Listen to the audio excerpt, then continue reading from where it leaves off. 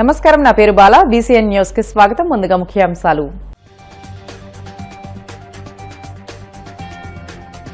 రాష్ట్రంలో గంజాయి మత్తు పదార్థాల సరఫరా నియంత్రణకు మంత్రివర్గ ఉపసంఘం నిర్ణయం. ఈగల్ ఐజీ ఆకే రవికృష్ణకు పలు కీలక సూచనలు.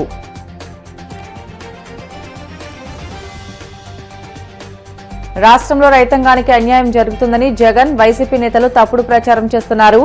నిప్పులు చెరిగిన ఎంపీ కలిశెట్టి అప్పలనాయుడు.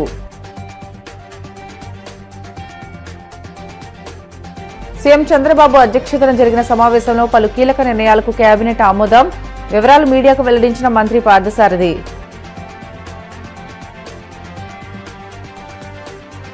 తిరుమల శ్రీవారిని దర్శించుకున్న సినీ నటి శ్వేతా పరిషార్. ఆలయ మర్యాదలతో స్వాగతం పలికిన అధికారులు. రాష్ట్రంలో గంజాయి మత్తు పదార్థాల సరఫరా నెట్వర్క్ ఆర్థిక మూలాలపై దెబ్బకొట్టి నియంత్రించాలని మంత్రివర్గ ఉపసంఘం నిర్ణయం తీసుకుంది.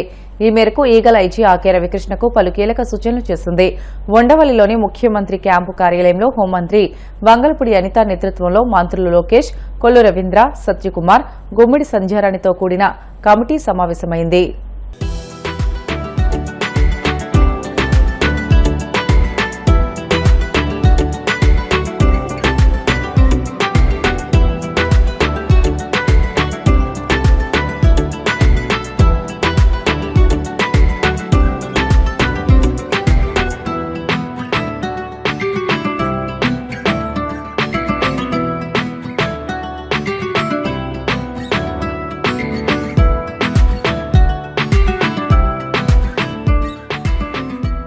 విద్యార్థుల భవిష్యత్తును తీర్చిదిద్దడంలో ఉపాధ్యాయులదే కీలక పాత్ర అని కేంద్ర ఉక్కు, భారీ పరిశ్రమల శాఖ సహాయ మంత్రి భూపతిరాజు శ్రీనివాస్ వర్మ అన్నారు. పశ్చిమ గోదావరి జిల్లా భీమవరంలోని ఆయన నివాసం వద్ద రక్షాదళ ఆధ్వర్యంలో నిర్వహించిన గురు పూజోత్సవ వేడుకల్లో ఆయన పాల్గొన్నారు. ఈ సందర్భంగా డాక్టర్ సర్వేపల్లి రాధాకృష్ణన్ జయంతిని పురస్కరించుకుని ఆయన చిత్రపటానికి కేంద్ర మంత్రి శ్రీనివాస్ వర్మ, ఉమ్మడి పశ్చిమ గోదావరి జిల్లా జనసేన పార్టీ అధ్యక్షులు కొటికెలపూడి గోవిందరావు పూలమాల వేసి ఘనంగా నివాళులు అర్పించారు. అనంతరం పలువురు ఉపాధ్యాయులకు పండ్లు, వస్త్రాలు అందజేసి శాలువాతో సత్కరించారు.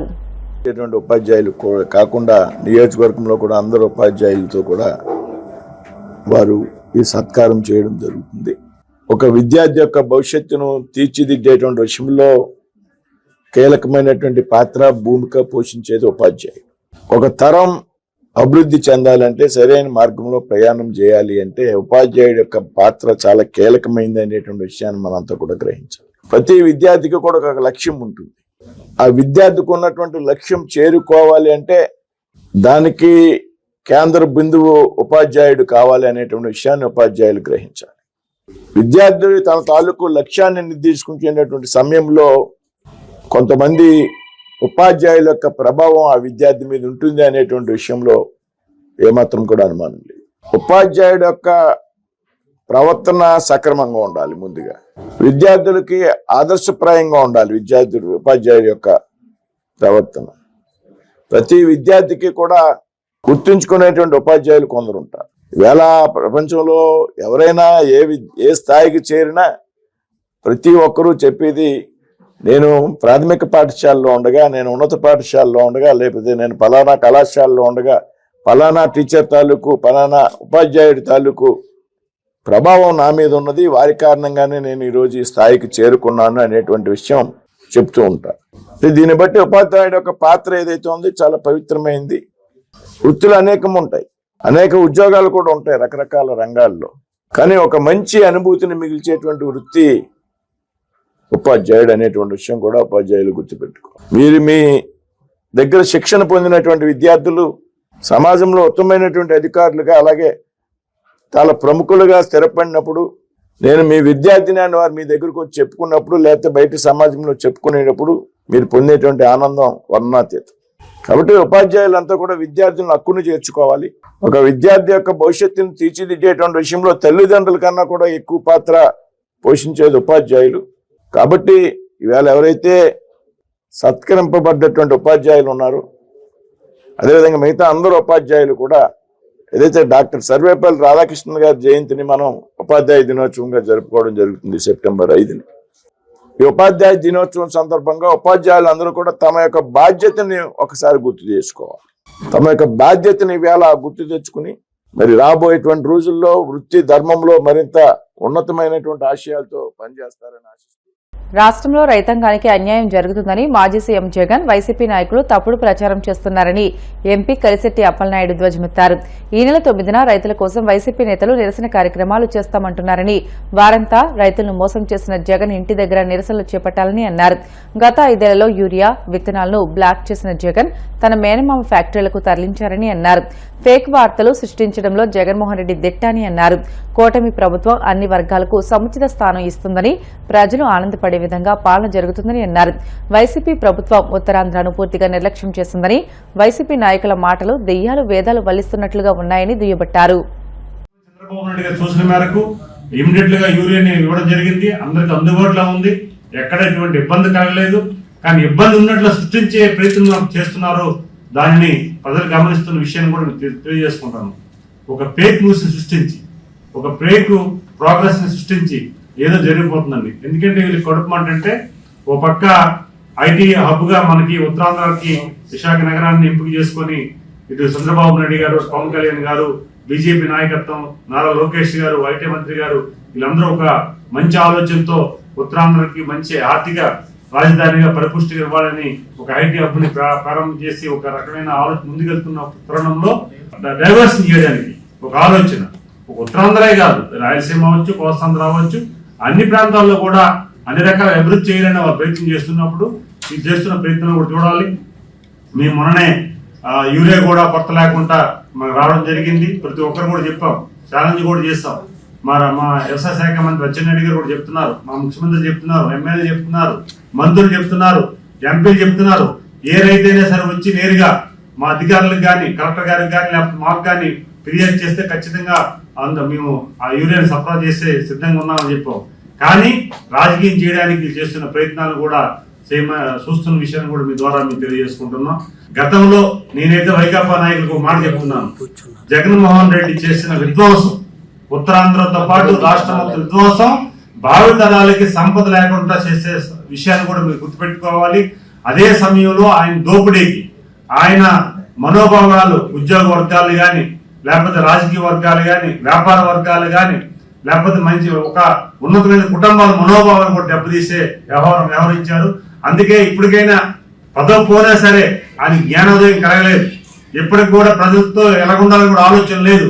మొన్ననే మనం చూసాం ఆగస్టు 15న అందరూ ప్రతి పౌరుడు కూడా, ఈ భారతదేశంలో ప్రతి పౌరుడు కూడా జెండా ఆవిష్కరణ ఆగస్టు 15కి ఆ జెండా కార్యక్రమాలు పాల్గొని అట్లీస్ట్ ప్రయాణంలో ఉన్న ఒకసారి ఆ గీతాన్ని కూడా ఆలోచించే పరిస్థితి వస్తున్నప్పుడు ఈయన కనీసం జెండా ఆవిష్కరణ కూడా చేయకుండా మన జెండాను కూడా అవమానం చేసే విధంగా మీ జగన్మోహన్ రెడ్డి ప్రయత్నం చేసే సందర్భాలు కూడా ఉన్నాయి. అందుకే ఎలాంటి జ్ఞానోదయం కలిగించి అది బుద్ధి కలిగే విధంగా మీరు ఆ ప్యాలెస్, తాటేపల్లి ప్యాలెస్ లో ఆ ధర్నా కార్యక్రమం ఏదో రేపు ఈ నెల 9వ తారీఖు ప్రకటించారు, అక్కడ చేయండి. ఆయనకు వస్తే ఎందుకంటే ఈ ఏడాదిలో గౌరవంగా ఈ రోజు భారతదేశంలోనే ఒక నెంబర్ 3లో పొజిషన్ ఉన్న ముఖ్యమంత్రి చంద్రబాబు నాయుడు గారు. అలాంటి సందర్భాల్లో కేంద్ర ప్రభుత్వ సహాయ సహకారాలతో పాటు, ఈ రోజు ప్రజల సహాయ సహకారాలతో పాటు ఒక రాష్ట్రాన్ని అట్టడుగుకున్న రాష్ట్రాన్ని ముందు తీసుకెళ్లాలని ఆయన ప్రయత్నం చేస్తున్నప్పుడు ఆయన అడ్డగోలుగా ఒక రకమైన భయాందోళన సృష్టించడానికి ప్రజల్ని తప్పుగా పట్టించి చేస్తున్న ప్రయత్నాల్ని మీ జగన్మోహన్ రెడ్డి, ఎందుకంటే బెంగళూరుకి తాడేపల్లికి షెడ్ సర్వీస్ చేస్తున్నాడు. లేకపోతే ఎక్కడో వీలుంటే ఆ రోజు 9వ తారీఖున తాడేపల్లి చేయండి, లేకపోతే బెంగళూరు చేయండి. కానీ నిరసన కార్యక్రమం చేయడానికి ప్రజలు ఎవరు మద్దతు తెలపరు. మీరు ఆత్మ పరిశీలన చేసుకోవాలి ఎప్పటికైనా సరే. ఎందుకంటే రాష్ట్రం రాజకీయాలు చేయవలసిన అవసరం ఎలక్షన్ లో చేసుకుందరు, కానీ డెవలప్మెంట్ విషయంలో కూడా ప్రతిదీ కూడా రాజకీయం చేయాలని ఆలోచన చేస్తే ప్రజలు విస్మరించాలనే విషయాన్ని కూడా గమనించుకోవాలి. ప్రతి ఒక్కరు గమనిస్తున్నారు. కానీ ఇప్పుడు ఏదో రైతులకి అండగా ఉంటాం, రైతు సంబంధించి అన్యాయం జరిగిపోతుందని ఏదో నాయకులు మాట్లాడుతున్నారు. ఎవరైతే నాయకులు మాట్లాడుతున్నారో నేను చెప్తున్నాను ఒక మాట, ఉత్తరాంధ్ర 5 సంవత్సరాలని పూర్తి నిర్వీర్యం చేసి, ఉత్తరాంధ్రకు సంబంధించిన మనోభావాలు దెబ్బతీసి, ఉత్తరాంధ్రలో ఉన్న ఎప్పుడో సాంప్రదాయంగా వచ్చే ప్రతి విషయంలో కూడా ఇన్వాల్వ్ అయ్యి వాళ్ళ ఆటంకం పడే సందర్భాలు కూడా మీకు తెలుసు. ప్రెస్ ముందుకు వచ్చి లేకపోతే ప్రజల ముందుకు వచ్చి మేమేదో అన్యాయం జరిగిపోతుంది ఏడాది అని చెప్పేసి చెప్తుంటే దయ్యాలు భేదాలు వాదిస్తున్నట్లు కనిపిస్తుంది. ఖచ్చితంగా ప్రజానీకం ఏదైతే ఎన్డీఏ కూటమికి భారీ మెజార్టీ ఇచ్చి బాధ్యత ఇచ్చిందో ఆ బాధ్యత ప్రకారంగా ఈ రోజు ప్రభుత్వం ఉన్న ప్రతి ఒక్కరు కూడా అదే బాధ్యత. రాష్ట్రంలోని ప్రజలందరికీ ఆరోగ్య భరోసా కల్పించేలా మంత్రివర్గం కీలక నిర్ణయం తీసుకుంది. ఆయుష్మాన్ భారత్ ఎన్టీఆర్ వైద్య సేవ పథకం కింద తీసుకువచ్చిన యూనివర్సల్ హెల్త్ పాలసీకి కేబినెట్ ఆమోద ముద్ర వేసింది. అమరావతి సచివాలయంలో ముఖ్యమంత్రి చంద్రబాబు అధ్యక్షతన జరిగిన కేబినెట్ సమావేశంలో ఈ కీలక నిర్ణయం తీసుకున్నారు. హైబ్రిడ్ విధానంలో అమలు చేసే యూనివర్సల్ హెల్త్ పాలసీ ద్వారా ఒక్కో కుటుంబానికి ఏడాదికి 25 లక్షల వరకు ఉచిత చికిత్సలు అందనున్నాయి. కేబినెట్లో తీసుకున్న నిర్ణయాలను సమాచార శాఖ మంత్రి కొలుసు పార్థసారథి సచివాలయంలో మీడియాకు వివరించారు. హెల్త్ డిపార్ట్మెంట్ చేసిన ప్రతిపాదనను కేబినెట్ ఆమోదించడం జరిగింది. రాష్ట్రంలో దాదాపు 5 కోట్ల మందికి పైబడి వైద్య సేవలు అందించబడతాయి. 2 లక్షల నుంచి 2.5 లక్షల నుంచి 25 లక్షల వరకు కూడా విలువైన వైద్య సేవలు అందించబడతాయి. దాంట్లో ఏంటంటే 2.5 lakhs విలువైన వైద్య సేవల్ని ఇన్సూరెన్స్ కంపెనీ అందిస్తుంది. 2.5 లక్షల నుంచి 25 లక్షలు విలువ చేసే వైద్య సేవల్ని డాక్టర్ ఎన్టీఆర్ ట్రస్ట్ ఏదైతే ఉందో ఆ ట్రస్ట్ ద్వారా సేవలు అందించబడతాయని చెప్పేసి మనం చేస్తాను. గత ప్రభుత్వంలో ఈ సర్వీసెస్ ఏదైతే ఆరోగ్యశ్రీ అనే పథకం కింద చేసేవాళ్ళో వాళ్ళు కేవలం 4,30,00,000 మందికి మాత్రమే ఈ వైద్య సేవల్ని అందించడం జరిగేది. అప్పుడు నాకు తెలిసి సబ్జెక్టివ్ కరెక్షన్ కేవలం 5 లక్షలు మాత్రమే విలువైన వైద్య సేవలు అందించేవాళ్ళు అనుకుంటాను. బట్ ఇప్పుడు 25 లక్షల వైద్య సేవలు అందించడం, అది కూడా రాష్ట్రంలో ప్రతి ఒక్కరికి కూడా only EHS employment housing scheme ఎవరైతే పొందుతున్నారో వాళ్ళకి తప్ప మిగతా వాళ్ళందరికీ కూడా రాష్ట్రంలో ప్రజలందరికీ కూడా ఈ వైద్య సేవలు అందించబడితే మనం చేస్తాను. అదే ప్రత్యేకంగా వర్కింగ్ జర్నలిస్ట్ హెల్త్ స్కీమ్ ఏదైతే ఉందో దాని గురించి కూడా ముఖ్యమంత్రి గారు ప్రత్యేకంగా ప్రస్తావించి వారికి కూడా ఈ వైద్య సేవలు పరిగణించాలని చెప్పేసి కన్సిడర్ చేయాలని చెప్పేసి కూడా ముఖ్యమంత్రి గారు సూచించారు. తప్పకుండా వారికి కూడా వైద్య సేవలు అందించడానికి ప్రయత్నం చేస్తానని చెప్పేసి మనం చేస్తాను. 25 లక్షల విలువైన వైద్య సేవలకు సంబంధించిన చెల్లింపులు కూడా ఇన్సూరెన్స్ కంపెనీయే ప్రాసెస్ చేసి చెల్లించేస్తుంది. డబ్బులు ఏదైతే చెల్లించాలో అది ఇన్సూరెన్స్ కంపెనీ చెల్లిస్తుంది. ఆ ఇన్సూరెన్స్ కంపెనీకి ప్రభుత్వం రీఎంబర్స్మెంట్ చేస్తుంది. తర్వాత ఈ పథకం ద్వారా 3,257 రకాల వైద్య సేవలు ఏదైతే ఇప్పుడు అందించబడుతున్నాయో అవన్నీ కూడా రాష్ట్రంలో ప్రజలందరికీ కూడా ఎక్సెప్ట్ ఈహెచ్ఎస్ డబ్ల్యూజేహెచ్ఎస్ ఏదైతే ఉన్నాయో 9 లక్షల మంది మాత్రమే వాళ్ళు, మిగతా 5,02,00,000 మందికి కూడా ఈ వైద్య సేవలు 3,257 రకాల వైద్య సేవలు అందించబడతాయని చెప్పేసి మనం చేస్తాను. గతంలో ప్రభుత్వ రంగ హాస్పిటల్స్ లో కేవలం 169 వైద్య సేవలు మాత్రమే రిజర్వ్ చేయబడితే ఇప్పుడు 324 వైద్య సేవల్ని ఈ కేంద్ర గవర్నమెంట్ హాస్పిటల్స్ ద్వారా అందించబడతాయని చెప్పేసి కూడా నేను ఈ సందర్భంగా తెలియజేస్తా ఉన్నాను. దీపం 2 పథకం కింద అర్హత కలిగిన 5 కిలోల ఎల్పీజీ సిలిండర్లను 14.2 కిలోల దేశీ ఎల్పీజీ సిలిండర్గా మార్చడానికి వినియోగదారుల వ్యవహారాలు, ఆహార మరియు పౌర సరఫరా శాఖ చేసిన ప్రతిపాదనకు రాష్ట్ర మంత్రి మండలి ఆమోదం తెలిపింది. ట్రైబల్ ఏరియాలో ఎక్కువగా 5 కిలోల సిలిండర్స్ ను వాడతారు.